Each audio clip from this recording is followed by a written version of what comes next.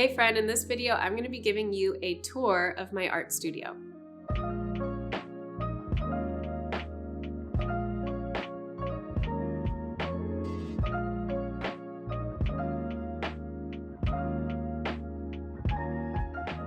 We officially are finished with renovating this space. When we first bought this house, this was already converted into an ADU type space. Somebody lived here. The owner was renting it out to some guy, and it was not cute. But it wasn't cute.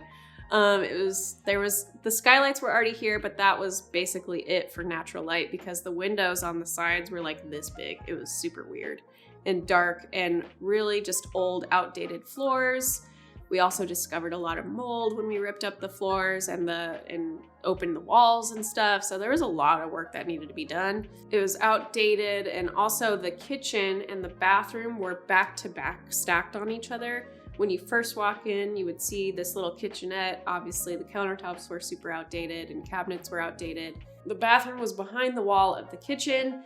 And for some strange reason, the stairs to the bathroom were like climbing Mount Everest. We also didn't keep that layout. So we decided to work with a designer because there's so many friggin' decisions when it comes to renovating a space. And this was a full renovation. So we worked with Jen from California Casa on designing the space, and she was super helpful with just having the clear vision of how to style the space, how to lay the space out, and map out everything. And it was so helpful to have somebody on your team basically making decisions for you, because decision fatigue is a real thing, let me tell you. We ended up finding these beautiful antique French doors. I loved this antique bifold door. And so we framed that door with two potted beautiful olive trees. It lets in so much natural light when the sun is over here behind our house. Lets in so much natural light. We knew immediately when we saw this space and we bought this house that we needed more light in this space with all the filming we do and all the painting that I do.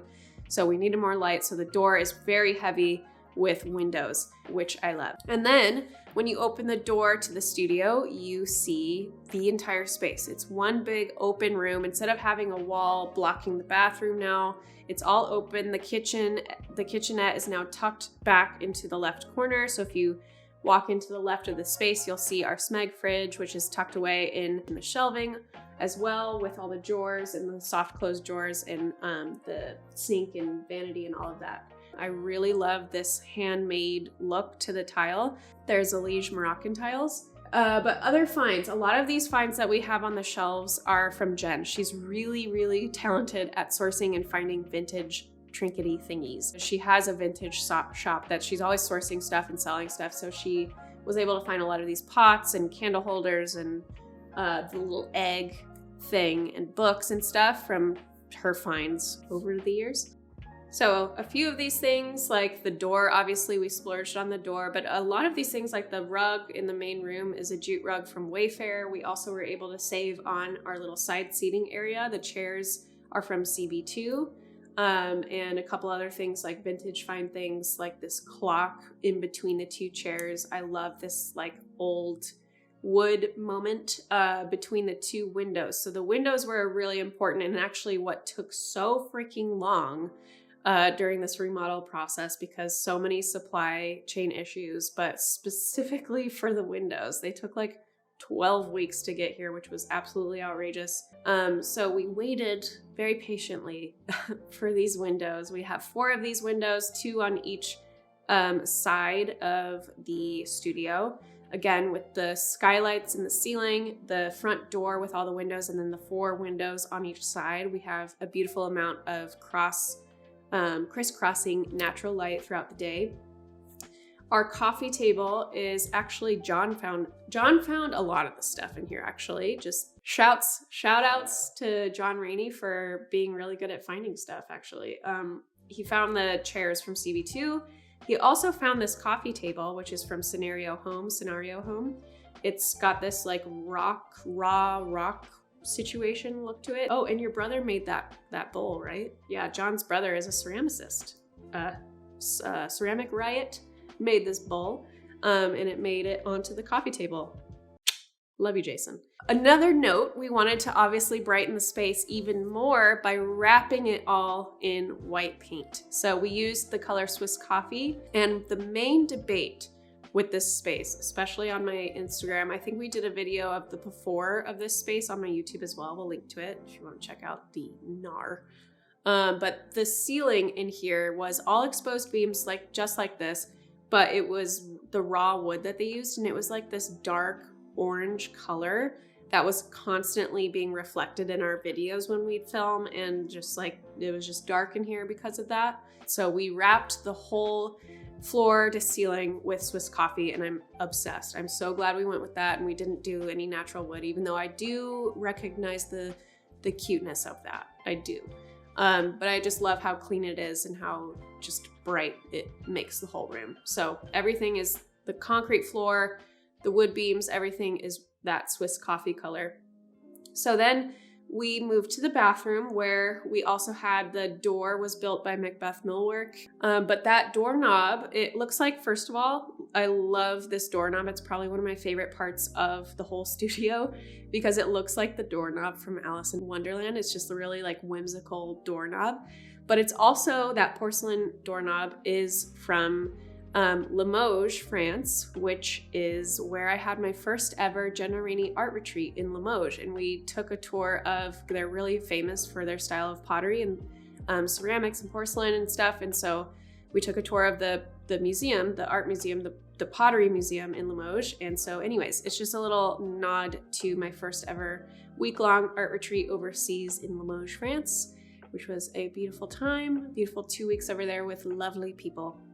So on the back of that knob, it says Limoges, France, which I think is really cool. The tile in there is also Zalige tile from Zia Tile. It's Casablanca and natural earth glaze, or glazed natural earth, something like that. We did that in a checkered pattern. The vanity is the same countertop. It's a quartz countertop that we have for my painting desk, or the movable island that's in the middle of the room, and also the kitchenette. And we used the same wood that we used for the island and the kitchenette and the Murphy bed cabinet area that I'll get to in a second to build the floating vanity.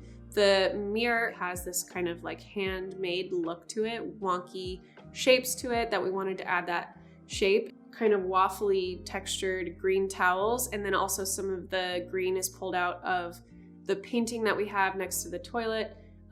We wanted to make sure to really utilize as much square footage as we possibly could with this bathroom, because it is quite small, because we obviously don't need to have a massive bathroom in here. This is mostly used for an office.